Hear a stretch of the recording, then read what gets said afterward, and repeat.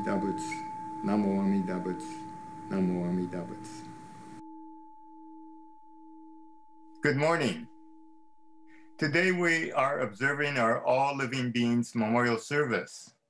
And this is to remember and honor any living being, perhaps not human, who passed away this past year. Many of these are pets and non-humans, but they've been part of our lives. I'll read the names submitted to our office. We have Monty, an American bulldog, owned by Mateo and Mrs. Lisa Umekubo. They obtained Monty at an animal shelter 13 years ago and unfortunately passed away. And from Shirley Omori, we have Natasha, who is a sweet furry cat, and she lost her in March this year. And then from Karen and Roy Okuhara, their cousin, Eileen and Steve, had a cat named Ricky for 19 years. And unfortunately, it passed away this November. And then Jamie Shimizu would like to recognize all the members of the Buddhist Temple of San Diego who have passed away this last year. And she reminds us of all the things that they contributed to the temple for our well-being. So let us put our hands together and express our appreciation for all of these, all living beings with the Nembutsu. Namo Amida Buddha, Namo Amida Buddha, Namo Amida Buddha. You realize we have many memorial services in Shin Buddhism, and that is to honor all those who have helped us. And it reminds us of the impermanence of life. And it kind of reminds us that we must cherish life and that we must appreciate all living beings, even beyond the human realm, because we realize that our lives are dependent on the lives of others. They have sustained us. And there may be some people and religions that think that this honoring of non-human life may be trivial or even insignificant. But we realize that these other lives sustain us, whether it's vegetables, animals, and of course other human beings. And it may be just because of the companionship of these animals. But for all of them, we are grateful. Now, this year, it's quite significant because there have been over 250,000 American lives lost in just the last 8 months. It's staggering to realize that 250,000 American lives of ordinary humans, ordinary Americans, were lost in an ordinary life, day-to-day activities we have all the time. And so we really begin to cherish life when we realize that this can happen to any of us. Death is real, and truth is real. And it's very important what we say and do so that we can help each other through this terrible pandemic. The Buddhist teaching helps us to see what is real. And a couple of weeks ago, I started by talking about the life of Siddhartha Gautama, who became Gautama Shakyamuni Buddha. And in reviewing his own life, it said that he really, in introspection, saw all the past lives. And there are these Jataka tales of him imagining his past lives and even non-human lives. Now, this may be telling us in mythical form that we have evolved from the single-cell plant or animal to the creatures in the sea, to the reptiles. And evolution has taught us that we have come through these various ages over millions and billions of years to evolve into, animal life on land. We've become mammals and apes and eventually humans. And as humans, we've developed this unique ability of consciousness, of realizing who we are, where we come from, and where we may be going.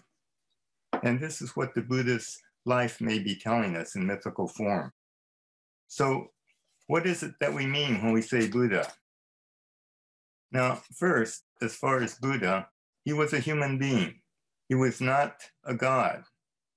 He was a human being just like us who awoke, who became enlightened to the reality and truth of life.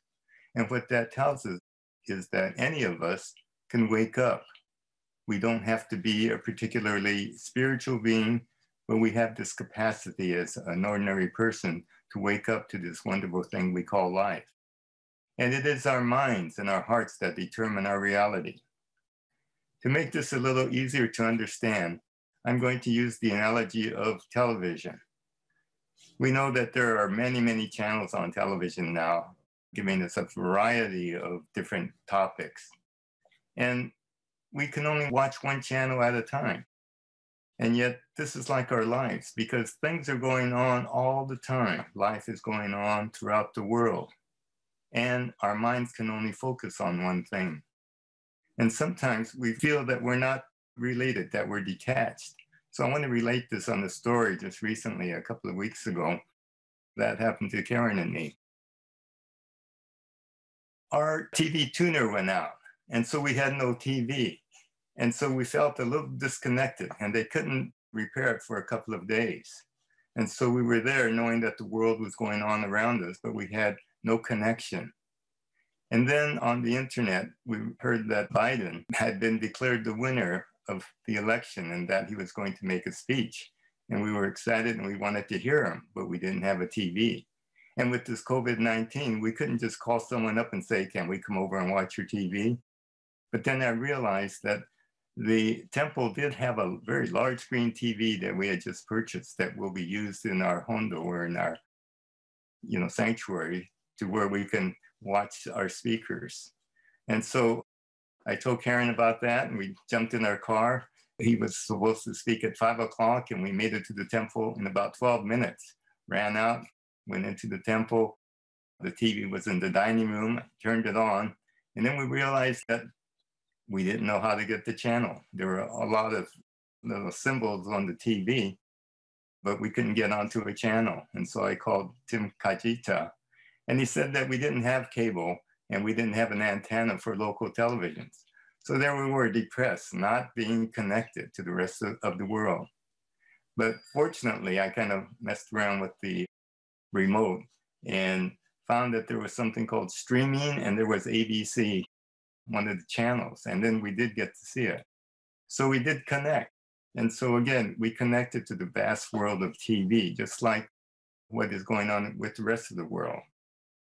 And so I'm going to use this analogy again, that television has all these different channels with every topic. It could be news, sports, business, movies, reality programs, cooking, health, nature, history, politics, just everything, cooking, and even religion. So if it's like our life, which channel would we watch? We can only watch one channel at a time. And the whole world is going on with all these different activities. Where are our minds aimed at? What can we focus on? We can only focus on one thing, one channel. And whichever channel or thing we focus on, that's our reality. So think of it, when we get up in the morning, the TV is probably off, but things are going on in the world. What's the best thing to do? I think to have the TV off. And this is where we can use that little exercise we talked about a few weeks ago. Just sit there in the morning and breathe in. Breathe in life, hold and appreciate, exhale and let go and relax. And this little exercise reminds us that we are alive, we're living, and we can appreciate just this breath of air. Now, we want to know what's going on in the family, the community, the rest of the world. So which channel will we watch? What will we focus our mind on? Now, Buddhism is not about changing all the things that are going on in life to agree with what we want. It is about selecting and developing our minds to see reality. So it's about how we decide to program our life. If we only looked at one channel, we would have a very narrow view of what reality is about. But if we watch bits of all different kinds of things, whether it's news, nature programs, sports, entertainment, cooking, all these things, we would have a much better grasp of the whole reality. But again, we could only watch one program at a time. And having more channels available to us would give us a much fuller appreciation of reality.